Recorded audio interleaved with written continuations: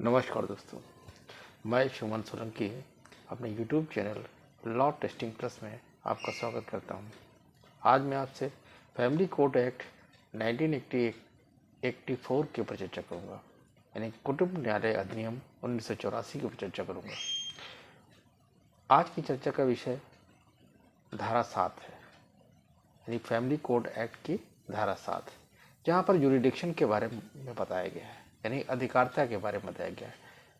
यहाँ पर यह बताया गया है कि किस किस विषय पर आप फैमिली कोर्ट न्यायालय में मुकदमा दाखिल कर सकते हैं, उनके विषय में एक विस्तृत सेक्शन ये बनाया गया है, जिसको आज पढ़ करके समझने का हम प्रयास करेंगे कि कौन कौन से मुकदमे फैमिली कोर्ट में दाखिल किए जा सकते हैं। Subject to the other provision of this family court shall, यानी कि इस अधिनियम के जो अन्य उपबंध हैं उनके अधीन रहते हुए, यानी उनके लाइट में ही सेक्शन 7 को पढ़ा जाएगा। पहली चीज़ तो ये चीज़ बताई गई है। दूसरा, इसको ए और बी पार्ट में यानी क्लास 1 को ए और बी पार्ट में बांटा गया है।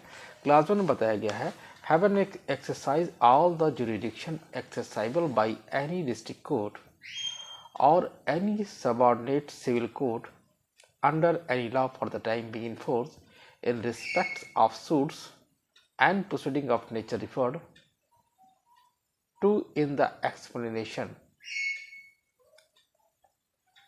यानी कुटुंब न्यायालय को स्पष्टीकरण में निर्दिष्ट प्रकृति के वाद और कार्रवाइयों के बाबत तत्समय प्रवर्त किसी विधि के अधीन किसी जिला न्यायालय या किसी अधीनस्थ सिविल न्यायालय द्वारा प्रयोग तब पूर्ण अधिकारिता होगी और वह इसका प्रयोग करेगा।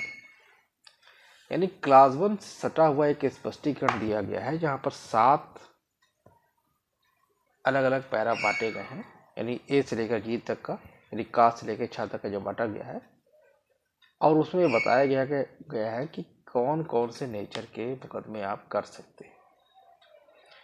इसी विषय में क्लास 1 के ए पार्ट में बताया गया है कि कुटुंब न्यायालय स्पष्टीकरण के जो अधीन वाद और कार्रवाइयां हैं,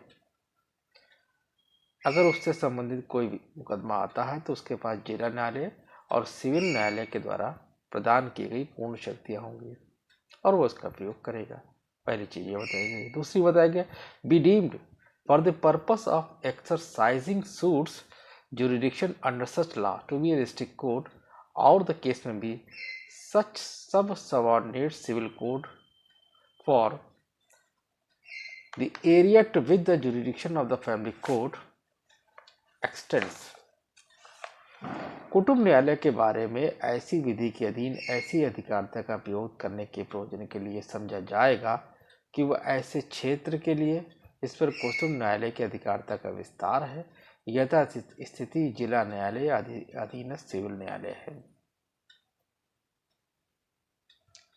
यानी कि जो भी मुकदमे स्पष्टीकरण में दिए हैं, यदि वो फैमिली कोर्ट में दाखिल किए जाते हैं तो ये फैमिली कोर्ट न्यायालय को ये अधिकारिता होगी, और ये वही अधिकारिता होगी जो कि जिला न्यायालय या फिर सबऑर्डिनेट सिविल कोर्ट को जो अधिकारिता दी गई है। अब इसके नीचे जो एक्सप्लेनेशन दिया गया है, जहां पर हम ये समझने का प्रयास करेंगे कि कौन कौन से मुकदमे हैं जिनको फैमिली कोर्ट न्यायालय के समक्ष फाइल किया जा सकता है। The suit and proceeding refer to in this subsection are suit और proceeding of the following nature, namely. इस उपधारा में निर्दिष्ट वाद और कार्रवाइयों को निम्नलिखित प्रकृति के वाद और कार्रवाइयां हैं, अर्थात पहला, a suit or proceeding between the parties to a marriage for a decree of nullity of marriage, declaring the marriage to be null and void, or as the case may be, annulling the marriage or restitution of conjugal right or judicial separation or dissolution of marriage। A part में स्पष्टीकरण के ए part में बताया गया है कि जो विवाह के जो पक्षकार है, अगर वो विवाह को अकृत और शून्य घोषित करने के लिए या बातिल करने के लिए फैमिली कोर्ट के समक्ष मुकदमा कर सकते हैं। विवाह की अकृता या फिर दाम्पत्य अधिकारों के प्रतिस्थापन यानी विदाई का मुकदमा, या न्यायिक पृथक्करण यानी जुडिशियल सेपरेशन, या विवाह के विघटन यानी डाइवोर्स की डिक्री के लिए वाद्य कार्रवाई फैमिली कोर्ट न्यायालय में दाखिल की जा सकती है। प्रथम चीज जो स्पष्टीकरण के ए पार्ट में ये बताई गई है।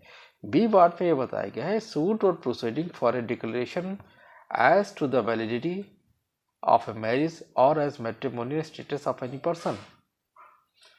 किसी व्यक्ति के विवाह की विधिमानता के बारे में या उसकी वैवाहिक परिस्थिति के बारे में घोषणा के लिए कोई वाद्य कार्रवाई फैमिली कोर्ट न्यायालय में दाखिल की जा सकती है। सी पार्ट में बताया गया है सूट और proceeding between the parties to a marriage with respect to the property of the parties और आइदर ऑफ देम। विवाह के पक्षकारों के बीच या उनमें से किसी की संपत्ति की बाबत कोई विवाद या कार्रवाई। ए सूट और proceeding for an order or injunction circumstances arising out of matrimonial relationship। किसी वैवाहिक संबंध से उत्पन्न परिस्थितियों में किसी आदेश या व्यादेश के लिए कोई वाद्य कार्रवाई। जैसे मान लीजिए कोई एक पत्नी के रहते दूसरी शादी करना चाह रहा है, तो दूसरी शादी को रोकने के लिए वो व्यादेश ला सकता है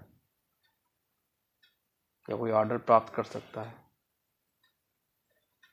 A suit or proceeding for declaration as to legitimacy of any person, यानी किसी व्यक्ति के धर्मजत्व के बारे में किसी घोषणा के लिए कोई बात, यानी कोई व्यक्ति किसी व्यक्ति का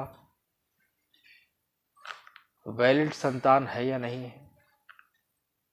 वैलिड संतान से मतलब कि वैध संतान है या नहीं है, उसके विषय में यानी लिटिमेसी के संदर्भ में फैमिली कोर्ट न्यायालय में मुकदमा लाया जा सकता है। इस सूट और प्रोसीडिंग फॉर मेंटेनेंस भरण पोषण के लिए कोई वाद्य कार्रवाई की जा सकती है। इस सूट और proceeding relation to the guardianship the person और person a suit or proceeding to in relation to the guardianship of the person or the custody or access to any minor। किसी वाद की संरक्षकता, किसी अवयस्क की अभिरक्षा या उस तक पहुंच तक के संबंध में कोई वाद्य कार्रवाई, यानी कि बच्चे को कस्टडी आपको लेनी है या बच्चे से आपको मिलाई करनी यानी विजिटिंग राइट आपको प्राप्त करना है या बच्चे से मिलने से संबंधित कोई अधिकार आप चाहते हैं, तो इन सब के विषय में फैमिली कोर्ट न्यायालय में मुकदमा किया जा सकता है। क्लास 2 में बताया गया subject to other provision of this act a family court shall also have and exercise the jurisdiction exercisable by a magistrate of the first class under chapter 9 relation to order to for maintenance of wife children and parents of the code of CRPC 1973। यानी कि chapter 9 CRPC में जहाँ पर भरण पोषण की बात कही गई है, उसमें जो मजिस्ट्रेट के संबंध में जो कार्रवाई कही गई थी वो फैमिली कोर्ट न्यायालय में भी की जा सकती है। डी में ये बताया गया सच अदर जुरिडिक्शन एज में B conferred on it by any other enactment, यानी ऐसी कोई अन्य अधिकारता जो किसी अन्य अधिनियम द्वारा इसको दी जाए वो उसका भी प्रयोग कर सकता है। तो ये आज आपने देखा कि फैमिली कोर्ट न्यायालय में हम कौन कौन से मुकदमे कर सकते हैं, उसके विषय में संक्षिप्त जानकारी देने का प्रयास किया गया है। मैं अपने आने वाले लेक्चर में आपको ये बताऊंगा कि फैमिली कोर्ट में जो ट्रायल किया जाता है उसकी क्या स्टेजेस होती है, कैसे कैसे उसका ट्रायल किया जाता है, इसके विषय में जानकारी देने का प्रयास करूंगा। यदि आपको मेरा चैनल समझ में आता है तो कृपया से लाइक करें, सब्सक्राइब करें, शेयर करें, कमेंट करें। तब तक के लिए जय हिंद, जय भारत।